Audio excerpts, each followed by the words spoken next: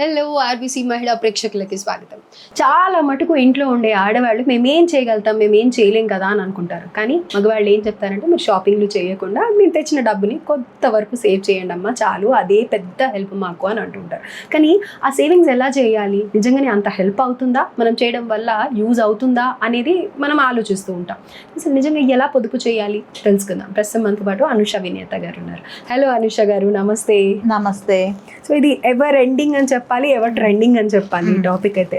ఎందుకు అని అంటే సేవింగ్స్ అనేది ఇంతకు ముందు అయితే కనుక ఏ పోపుల పెట్టెలోనో చీరల మధ్యలోనో ఎక్కడో పెట్టి ఏదో ఒక రకంగా చేసేవాళ్ళం. కానీ ఇప్పుడు రోజుల్లో మనకి బయట ఉండే అట్రాక్షన్స్ చూస్తే సేవింగ్స్ అసలు ఆ పదమే తెలియకుండా అయిపోయింది. నిజంగా ఇంట్లో చేసే చిన్న చిన్న సేవింగ్స్ హెల్ప్ అవుతాయి అని అంటారా, ఏ విధంగా చేయాలి అని అంటారు? Wonderful question. ఎందుకంటే నాకు సేవింగ్స్ అనగానే నాకు మా మదర్ గుర్తుకొచ్చారు. యూజువల్గా మేము ఇద్దరు ఆడపిల్లలము, మా మదర్ ఇండిపెండెంట్ విమెన్ అన్నట్టు. ఫస్ట్ నేను ఏది చేయాలన్నా తనను ఊహించుకుంటా, ఓకే తను ఎలా సేవ్ చేసేవాళ్ళు అని. సో అలా సేవ్ చేస్తేనే మా డబ్బులు మల్టిప్లై అవుతాయని నేను అంటే ఇంట్లోనే జనరల్గా చూసి నేర్చుకున్నాను. సో మాకెప్పుడు కూడా అంటే నేను జనరల్గా ఎందుకు చెప్తున్నానంటే ఇది మనం కూడా ఇలా చాలామంది చేసుకోవచ్చు ఇళ్ళల్లో. సో మా మదర్ ఫస్ట్ ఏంటంటే కొంచెం మైక్రో ఫినాన్స్ చేసేవాళ్ళు. అంటే తన దగ్గర ఒక 5 lakhs ఉన్నాయంటే వడ్డీ ఇచ్చేవాళ్ళు. ఓకే. అలా వడ్డీలకు ఇచ్చినప్పుడు ఒక వడ్డీల్లో డబ్బులు వస్తాయి అన్నట్టు. సో నెలకి 10,000 అలా వచ్చాయి అన్నట్టు. ఆ 10,000 తోటి గోల్డ్ కొనేవాళ్ళు. సో మాకు యూజువల్గా మ్యారేజెస్లో కానీ ఎప్పుడు ఇచ్చినా కానీ గోల్డ్ అప్పుడు అంటే పెళ్ళిళ్ళకనే ఎప్పుడు కొనలేదు. తను ఎవ్రీ ఇయర్ గోల్డ్ కొనేది అన్నట్టు, కొంచెం కొంచెంగా. అలా ఆల్మోస్ట్ ఒక 15 years చేశారు. ఓన్లీ ఏంటంటే ఇంట్రెస్ట్ తోటే గోల్డ్ కొనడం అన్నట్టు, అసలు అలానే ఉండే.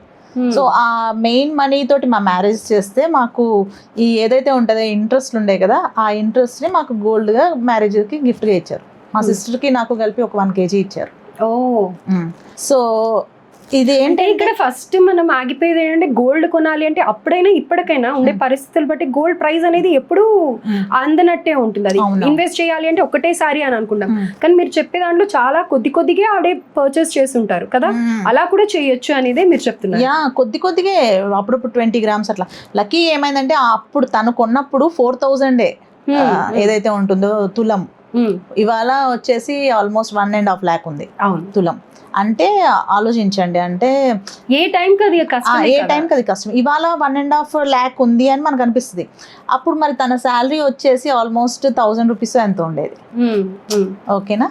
సో ఇవాళ శాలరీస్ కామన్ గానే 1 lakh ఉంటున్నాయి. సో అంటే మనము జస్ట్ మంత్లీ ఒక 20,000 అట్లా గోల్డ్ అనేది. ఎప్పుడు కూడా నేను ఎప్పుడు చెప్తాను, ఆర్నమెంట్స్ కొనకండి ప్లీజ్. ఆర్నమెంట్స్ కానీ ఏమంటారంటే ఈ స్టోన్ జ్యువెలరీలు కొనుక్కోకండి, ఈ ఫ్యాషన్కి పోయి అస్సలు కొనకండి. ఓకే. సో ఇవేవి కూడా మనకి వేస్ట్ అన్నట్టు, మల్టిప్లై అవ్వవు. సో ఎప్పుడైనా ఉంటే ఇప్పుడు అంటే ఈ గోల్డ్ వచ్చింది అలా కొనుక్కోండి. కాయిన్స్ కూడా కొనుక్కోకూడదు. డైరెక్ట్గా బిస్కెట్ని కట్ లేదు, బిస్కెట్ని కట్ చేయించుకోండి. కొంచెంగా సేవ్ చేసుకొని ఒక చిట్ వేసుకోండి. ఒక 1 lakh ఎంత వస్తుంది. 1 lakh వేసిన తర్వాత మీరు ఒక షాప్కి వెళ్ళి ఎక్కడైనా డైరెక్ట్గా బిస్కెట్ని కట్ చేసి ఇవ్వమనండి. అది బెస్ట్ ఇన్వెస్ట్మెంట్, ఇంకా వేరేది ఏం లేదు. మీరు సిల్వర్లో అయినా ఇన్వెస్ట్ చేయొచ్చు. ఇప్పుడు సిల్వర్ కూడా రేట్ పెరుగుతుంది. యూజువల్గా సిల్వర్ ఇంత రేట్ అవుతుందని అస్సలు ఎక్స్పెక్ట్ కూడా చేయలేదు. సో అలాంటివి చేసుకోవచ్చు. ఇవన్నీ ఏంటంటే ఈ మెటల్స్ మీద ఇన్వెస్ట్ చేయడం అనేది మంచి పద్ధతే. ఓకే. సో ఇవి ఎప్పటికైనా కానీ ఇంట్లో ఉంచితే మన దగ్గర లేదు అనుకునే టైంలో వీటిని మనము క్యాష్ చేసుకోవచ్చు. ఓకే. మనకి ఇప్పుడు సడన్ గా మనం ఒక ల్యాండ్ కొనుక్కుంటాము, అమ్ముడు పోకపోతే క్యాష్ ఉండదు. లిక్విడ్ క్యాష్ అనేది చాలా ఇంపార్టెంట్. అది మనం సేవ్ చేసుకుంటేనే ఉంటది. ఓకే. సో గోల్డ్ ఇలా మెటల్స్ మీదే కాకుండా లిక్విడ్ క్యాష్ కూడా ఇప్పుడు పెట్టుకోవాలి. లిక్విడ్ క్యాష్ ఇన్స్టెంట్ గా వస్తుంది, గోల్డ్ ని మెల్ట్ చేసినా లోన్స్ పెట్టినా అని. ఓకేనా. సో యూజువల్గా లోన్కి మనం వెళ్తాం అనుకోండి, ఏ ప్రాబ్లం వచ్చినా యూజువల్గా ఫైనాన్షియల్గా లేకపోతే first I will go to gold loan. ఎవరైనా కానీ వెళ్తారు. ఎందుకు అంటే మన గోల్డ్ సేఫ్గా ఉంటుంది బ్యాంక్లో, మనకి డబ్బులు వస్తుంది.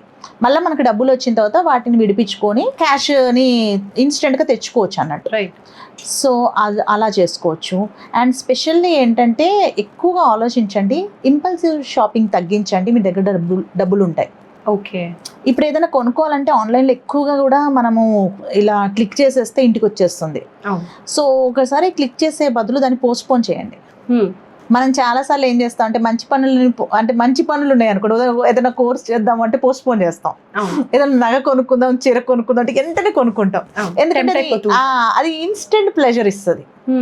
బట్ దాన్ని మనకి ఇన్స్టెంట్ ప్లెజర్స్ ఇన్స్టెంట్ గానే పోతాయి. ఓకే.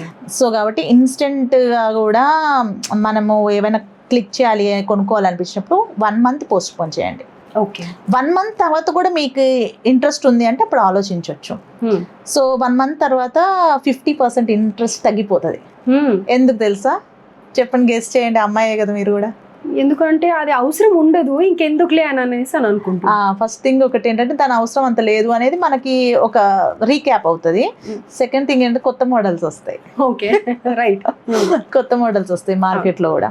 అప్పుడు ఏమవుతుంది అంటే మనకు ఒక అలవాటు అవుతుంది ఏంటంటే ఓకే నేను ఇలా చూసిందల్లా కొనుక్కుంటూ పోతూ ఉంటే డబ్బులే వేస్ట్ అవుతుంటాయి. ఇప్పుడు ఆ ఇన్స్టెంట్గా కొనుక్కున్న ఆ శారీ కానీ ఆ జ్యువెలరీ కానీ ఒకసారో 2 సార్లు యూస్ చేస్తారు.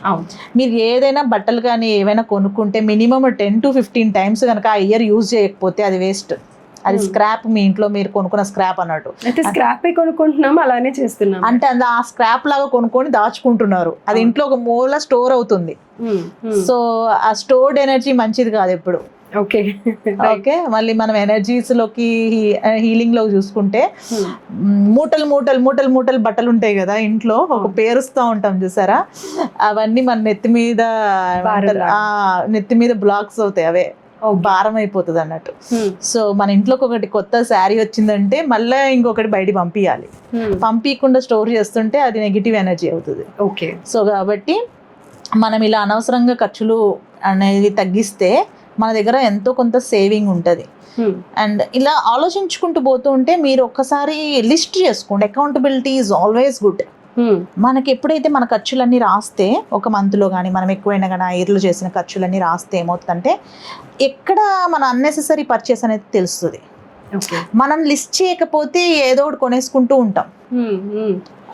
పూర్వం రోజుల్లో చూసేవాళ్ళు అమ్మలు డైరీ మెయింటైన్ చేసేవాళ్ళు. ఎస్, ప్రతిదీ లిస్ట్ అవుట్ చేసేవాళ్ళు. ఎస్, ఖర్చు రాసుకోవాలి ఎప్పుడు కూడా. Self accountability important. అది మీ హస్బెండ్కి లెక్క చెప్పడమా లేదా మీ వైఫ్కి లెక్క చెప్పడమా కాదు ఇక్కడ మ్యాటర్. మనం అన్నెసెసరీ ఖర్చులు చేస్తున్నాం అనేది మనకు తెలుస్తుంది. అలా చూసుకుంటూ కొన్నవి ఏవైతే చూసుకోకుండా అలా ఇలా ఆలోచిస్తూ కొన్నవి ఏదైతే ఉంటాయో ఒక రోజు తర్వాత మీరు ఒకసారి మీ వార్డ్రోబ్ ఓపెన్ చేసి చూడండి, అన్నెసెసరీగా ఇది కొన్నాం అనిపిస్తుంది అప్పుడు. సో ఎందుకు కొంటున్నారంటే అది ఇంపల్సివ్గా ఇంతకుముందు చెప్పినట్టు. సో కాబట్టి ఇట్లాంటివి కట్ చేసుకొని మనం మన మనీని ఎట్లా సేవ్ చేసుకోవాలి. ఇప్పుడు ఏం చేస్తారు, సేవ్ చేసుకుంటారు. సేవ్ చేసుకొని ఎట్లా చేయాలి అంటే మీరు ఏదైనా కానీ ఇంట్లో నుంచి ఏదైనా మొదలు పెట్టాలి అనుకోండి, ఒక 10,000తో కూడా మొదలు పెట్టచ్చు, 20,000తో మొదలు పెట్టచ్చు. ఈ సేవ్ చేసుకున్న డబ్బుల్ని ఒక్కసారి డబ్బులు ఎట్లా పుట్టించాలా అనేది తెలుసుకోండి. ఆ కిక్ వస్తే మీరు పుట్టిస్తూనే ఉంటారు. ఓకే. యూజువల్గా నేనైతే ఇది నా పర్సనల్ స్టోరీ చెప్తున్నా. 2012లో నాకు చిన్న బాబు, అప్పుడు మా బాబుకి 1.5 year 2 years ఉంటుంది. నాకేమైనా ఇంట్లో బాగా బోర్ కొట్టేది, ఏం చేయాలా అని ఆలోచిస్తుంటే మా ఇంటి దగ్గర సాఫ్ట్ టాయ్ మేకింగ్ అనేది ఒక కోర్స్ ఉంది అన్నట్టు, నేర్పిస్తుంటే నేను వెళ్ళానట్టు. డైలీ ఒక 1 hour వెళ్ళి నేర్చుకునేదాన్ని. సో అలా నేర్చుకుంటూ ఉన్నాను. అప్పుడు ఆ కోర్స్ అంతా కలిపితే నేను మళ్ళీ డిప్లొమా చేసా దాంట్లో కూడా. మనం ఏదైనా మొదలు పెడితే ఎప్పుడు దాన్ని ఎండ్ చేయాలనుకునేదాన్ని, ఏదైనా మొదలు పెడితే ఎండ్ చేయాలనే థాట్ ఉంటుంది అన్నట్టు. ఎండ్ చేయకపోతే ఇన్కంప్లీట్ ఫీల్ అవుతా. ఇప్పుడు నేను ఎక్కడైనా కానీ చెప్పుకోవచ్చు ఒకనొక టైంలో I did diploma in toy making అని. ఇంకా అది మంచిది కూడా, పర్ఫెక్షన్. అది పర్ఫెక్షన్ పిచ్ ఉండేది. సో అలా నేర్చుకున్నప్పుడు నేను ఆ కోర్స్ ఫీ, ఆ మెటీరియల్ ఖర్చు నాకు 6,000 అయింది మొత్తం. ఎప్పుడో కదా, చాలా తక్కువే అయింది. సో నేను ఒక వర్క్షాప్ కండక్ట్ చేసా తర్వాత 30,000 ఆ వర్క్షాప్ కాస్ట్. సో మళ్ళీ నా దగ్గర బొమ్మలు ఉన్నాయి, మా ఇంట్లో చుట్టాలకి అని అందరికీ బొమ్మలు ఇచ్చాను. ఆల్మోస్ట్ ఇప్పటికీ ఇంట్లో ఉంటే ఒక 20-30 బొమ్మలు ఉంటాయి అన్నట్టు. అంటే అది ఒక మెమరీ లాగా దాచుకున్నాను. బట్ ఏంటంటే అది ఎవరైతే ఇంట్రెస్టెడ్ ఉన్న ఆడవాళ్ళు ఉన్నారు కదా వాళ్ళకి నేను నేర్పించాను. Okay. That is the first income of mine. అది వచ్చిన కిక్తో నేను మళ్ళీ ఏం చేశాను అంటే శారీస్ మీద ప్రింటింగ్ వేయడం నేర్చుకున్నాను. ఓకే. బ్లాక్ ప్రింటింగ్ అని ఉంటుంది యూజువల్గా అది.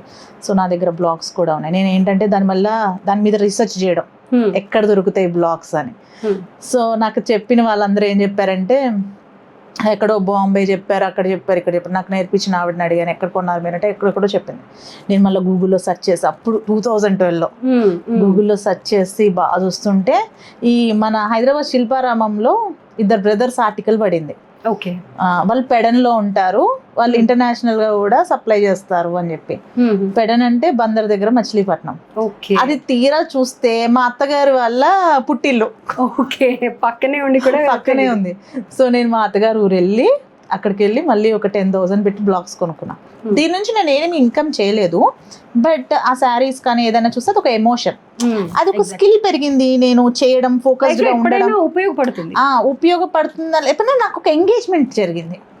నాకంటూ నేనే సీరియల్ చూడకుండా నాకంటూ నేను అది కూడా నేను నేర్పించాను. కానీ ఇంత బాగా వ్యాస్ట్ లెవెల్లో వర్క్ షాప్ లాంటిది పెట్టలేదు. అంటే నేను ఈలోపే కౌన్సిలింగ్ చదివి ఇలా ప్రొఫెషనల్గా వెళ్ళిపోయాను.